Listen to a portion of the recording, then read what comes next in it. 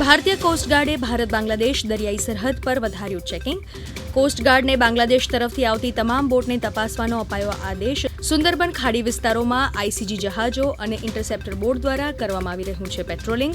હલ્દિયા, પારાદીપ અને ગોપાલપુરમાં coastal surveillance radar સ્ટેશનોને સ્ટેન્ડ બાય પર રાખવામાં આવ્યા. કર્ણાટકની રાજધાની બેંગલુરુમાં સતત વરસાદને કારણે જનજીવન અસ્તવ્યસ્ત. નીચાણવાળા વિસ્તારોમાં પાણી ભરાતા જનજીવન થયું પ્રભાવિત. રસ્તાઓ પર પાણી ભરાવાને કારણે રાહદારીઓને પરેશાનીનો કરવો પડી રહ્યો છે સામનો.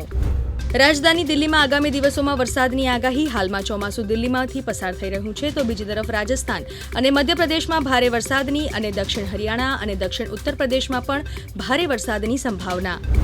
હિન્ડનબર્ગના રિપોર્ટની ભારતીય શેરબજાર પર અસર નહિવત.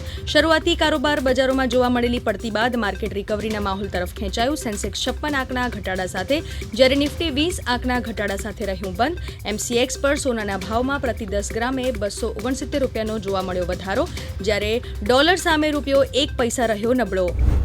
સુપ્રીમ કોર્ટે દિલ્હી એક્સાઇઝ પોલિસી કૌભાંડ અને મની લોન્ડરિંગ કેસમાં જામીન માટેની બીઆરએસ નેતા કવિતાની અરજીઓ પર સીબીઆઈ અને ઈડી પાસેથી માંગ્યો જવાબ. આ કેસ અંગેની આગામી સુનાવણી 20 ઓગસ્ટના રોજ યોજાશે.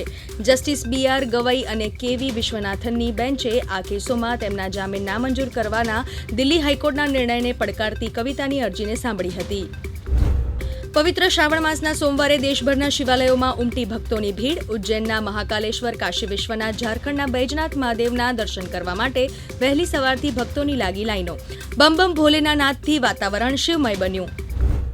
ગ્રીકના એથેન્સમાં ઘણા દિવસોથી લાગેલી આગના કારણે મેરેથોન શહેર ખાલી કરવા અપાઈ સૂચના. અત્યાર સુધીમાં આગને કારણે 11 ગામોને ખાલી કરાવવાની પડી છે ફરજ.